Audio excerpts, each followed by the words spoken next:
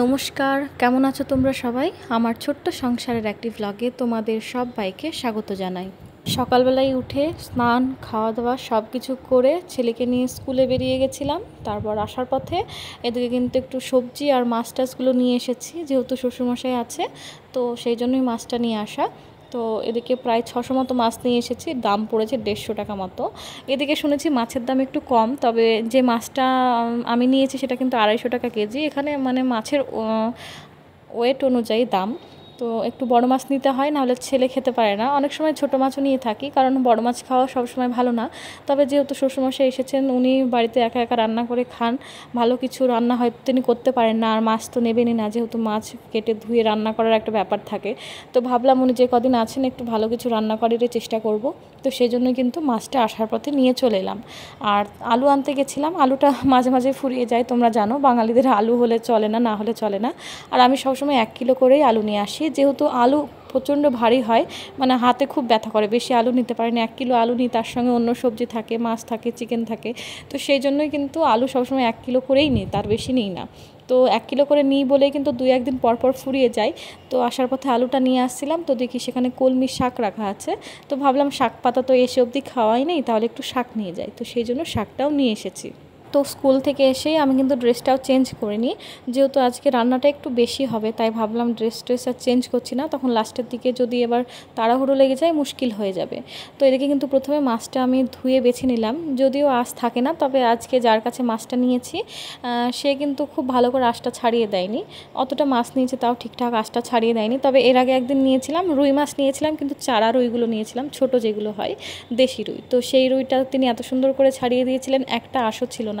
তবে এত বড় মাছটা নিলাম, এত পরিমাণ নোংরা ছিল কি বলবো। তো যাই হোক, মাছের আঁশটা ছাড়িয়ে ধুয়ে আপাতত রেখে দিলাম। এবার শাকটা বেছে নেব, মানে যেই সব কাজগুলো করতে একটু বেশি দেরি হয় সেই কাজগুলো কিন্তু আমি একদম করে তবেই রান্না বসাই। আর একটু তাড়াহুড়ো করেই করছি, যেহেতু অনেকগুলো রান্না হবে। আর ছেলেকে আবার এখন ধরো মোটামুটি 9টা বাজে, 9টা 10-15 হয়ে গেল, যেহেতু স্কুলে আমি স্কুলের গেট বন্ধ হয়ে যায় মোটামুটি 8:30টায়। তো আমি 8:30টার সময় বেরিয়েছি, এবার সেখান থেকে বাজারে এসেছিলাম, আলু নিয়েছি, মাছ নিয়েছি, তো সেখানে একটু সময় লেগেছে। তো তার সঙ্গে ছেলের ফল নিয়েছি, তো সেই জন্যই কিন্তু একটু তাড়াহুড়ো করে রান্নাটা করে নেব। প্রথমে শাকটা বেছে ধুয়ে নিয়েছি, এবার কেটে নেব। আর আমি কলমির শাক বা যে কোনো শাকই আমি খুব ছোট ছোট করে কাটি না, কারণ আমার মনে হয় না যে খুব ছোট করে কাটতে বেশি টেস্ট হবে। কলমির শাকটা যেহেতু একটু আমিষ টাইপের হয়, তো একটু মানে অনেকক্ষণ ধরে রান্না করি, সেই জন্য কিন্তু খুব ছোট ছোট করে কাটি না, যেরকম পারি সেরকম করেই কেটে দিই। আর তার উপর যেহেতু ছুরিতে, সেই জন্য আর একটু বেশি বড় বড় হয়ে যায়। এক বোন আমায় নাম নিতে বলেছো তো আমার ভিডিওতে, তো রাজশ্রী চক্রবর্তী বোনের নাম, খুব সুন্দর তোমার নামটা।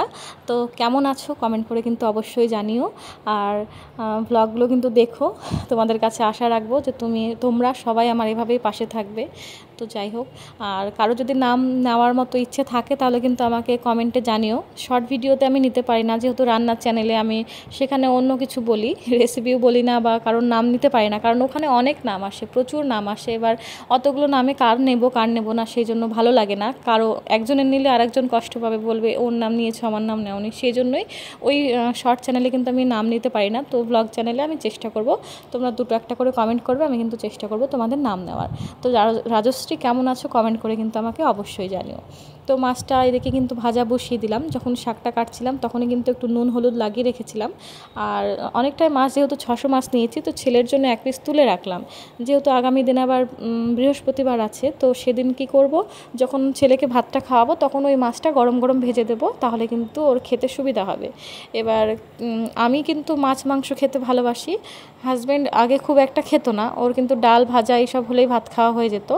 তবে এখন ওর অভ্যাস হয়ে গেছে, যেহেতু আমাদের সঙ্গে থাকে, তো আমরা যেরকম খেতে পছন্দ করি, মানে হয় না একটা মানুষ আর একটা মানুষের সঙ্গে থাকলে তারই অভ্যাসগুলো তার মধ্যেও পাশের মানুষটার মধ্যেও চলে আসে। তো সেই রকমই এখন ও মাছ মাংস খায়, আমাদের জন্যই খায়। আগে খুব একটা খেত না, আগে আমি যখন বিয়ের পর যেতাম ও হয়তো 1 পিস বা 2 পিস খেত। এখন কিন্তু আমি যখন রান্না করি তখন ওকে আমি আমার মনের মতো করেই দেওয়ার চেষ্টা করি, তার মধ্যে থেকে ও পাত থেকে তুলে দেয়। তো যাই হোক, এদিকে কিন্তু আমি যেহেতু মাছ মাংস খেতে ভালোবাসি, তো আমার ছেলের মধ্যেও সেই ব্যাপারটা এসেছে। যেদিন একটু মাছ হয় বা মাংস হয়। আর ডিমের কথা কি বলবো, আমার ছেলে ডিম খেতে খুব ভালোবাসে। আগে অমলেট খেতে খুব ভালোবাসতো, এখন সেদ্ধ ডিম করে দিলে, সেদ্ধ ডিমটা একটু ভেজে দিলে, হলুদ দিয়ে একটু ভেজে দিলে, বা ঝোলের ডিমটাই যদি ধুয়ে দিই তাহলে ডালের সঙ্গে দিলেই কিন্তু ও খুব সুন্দর ভাতটা খেয়ে নেয়। আর মাছ মাংসটাও খাই, তবে আমার মনে হচ্ছে ডিমটা খেলেই ওর অনেকটা সুবিধা হয়। কারণ মাছের ঝোলের মধ্যে কি বলো তো, মাছটা তো এবার গরম গরম সবসময় ভাজতে হয়। আর এই যে কি বলবো, রান্না করতে করতে বারবার ফ্যানের নিচে আসছি, বুঝতেই পারছো এত গরম লেগে গেছে। আর এই সকালবেলায় উঠে এত তাড়াহুড়ো করে ছেলেকে নিয়ে যাওয়া, খাবার বানানো, নিজে খাওয়া, ওকে রেডি করা, স্নান করানো, 8টার মধ্যে সব কিছু, 7:45টার মধ্যে সব কিছু, আবার ওকে রেখে এসে তার আসার সময় বাজার করা, এসে আবার সঙ্গে সঙ্গে রান্নাবান্না করা। আমি কিন্তু মানে হাঁপিয়ে যাচ্ছি, মাঝে মাঝে আমার মনেও হয় যে আমি ডিসিশানটা ভুল নিয়ে ফেললাম কি না।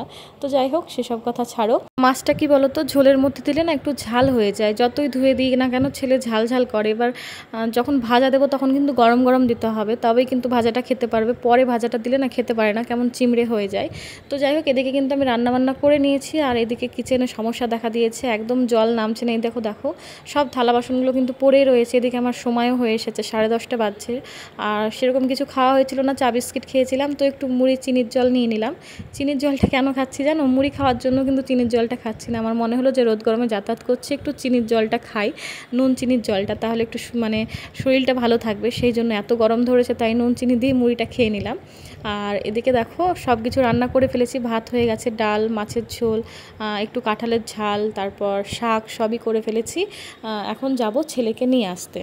আর একটা কমেন্টের অ্যান্সার আমি দিই, এর আগেও আমি অনেকবার বলেছি যে তোমরা খারাপ ভেবো না, তবে এটা বাস্তব যে যারা ফৌজে আছে না, তাদের এইসব সোশ্যাল মিডিয়ার মধ্যে ঢোকা উচিত না। তো আমার হাজব্যান্ড সেটা কিন্তু পদে পদে মানে, সে কোনো দিনই কোনো সোশ্যাল কোনো জিনিস ইউজ করে না, ফেসবুক করে না, ইনস্টাগ্রাম করে না, কিচ্ছু করে না। তো যতদিন সে ফৌজে আছে ততদিন আমি তাকে ভিডিওতে দেখাবো না, বা সেও আসবে না। যেদিন সে ফৌজের চাকরি ছেড়ে দেবে সেদিন সে অবশ্যই ব্লগে আসবে, তার আসতে কোনো সমস্যা নেই। শুধু সে একজন ফৌজি মানুষ, তাদের মধ্যে অ্যালাউ নেই, তাই কিন্তু সে আসে না।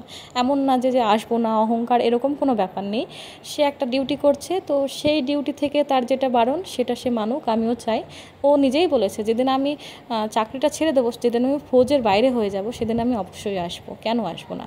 তো সন্ধ্যাবেলায় দিকে একটু চাটা করে নিলাম, এখন 3জনে মিলে খাবো, শ্বশুরমশাই, শাশুড়ি মা, আমি। ছেলেকে দুধ দিয়েছি। তো চলো, আজকের মতো ভিডিওটা এখানেই শেষ করছি। সবাই খুব ভালো থেকো।